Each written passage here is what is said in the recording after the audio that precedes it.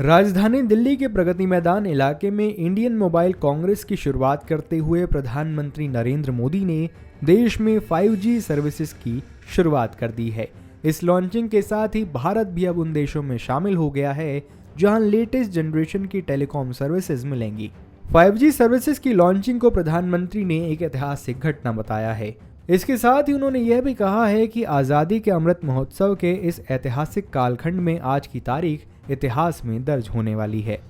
प्रधानमंत्री नरेंद्र मोदी ने दिल्ली के प्रगति मैदान में 5G सेवाओं का उद्घाटन किया। इस मौके पर केंद्रीय संचार, इलेक्ट्रॉनिक्स और सूचना प्रौद्योगिकी मंत्री अश्विनी वैष्णव भी मौजूद रहे।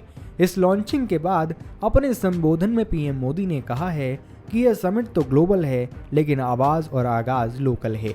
आज 21वीं सदी के विकसित होते भारत के इस सामर्थ्य को देखने का और उसके प्रदर्शन का विशेष दिवस है। पीएम ने आगे यह भी कहा कि आज देश की ओर से, देश की टेलीकॉम इंडस्ट्रीज की ओर से 130 करोड़ देशवासियों को 5G के तौर पर एक शानदार उपहार मिल रहा है। 5G देश के द्वार पर नए दौर की दस्तक है। 5G सर्विसेज अवसरों के अनंत आकाश की शुरुआत है। मैं प्रत्येक भारतवासी को इसके लिए बहुत बहुत बधाई देता हूँ। प्रधानमंत्री मोदी ने आगे यह भी कहा कि जब हम पहले स्तंभ की बात करते हैं तो डिवाइस की कीमत की बात करते हैं, तो उसके बाद मैं एक बात साफ कर देता हूं कि इसकी कीमत तभी कम होगी जब हम आत्मनिर्भर हो। 2014 में हम करीब 100% मोबाइल आयात करते थे। हमने मोबाइल मैन्युफैक्चरिंग यूनिट को बढ़ावा दिया, जिसकी संख्या 2 से बढ़कर 200 हो गई। हमने 4 स्तंभ पर चारों दिशाओं में एक साथ फोकस किया।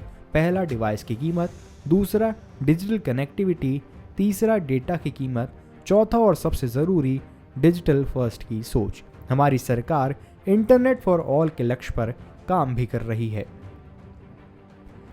इसी तरह की तमाम बड़ी खबरों से जुड़े रहने के लिए बने रहिए पंजाबकेसरी.com के साथ।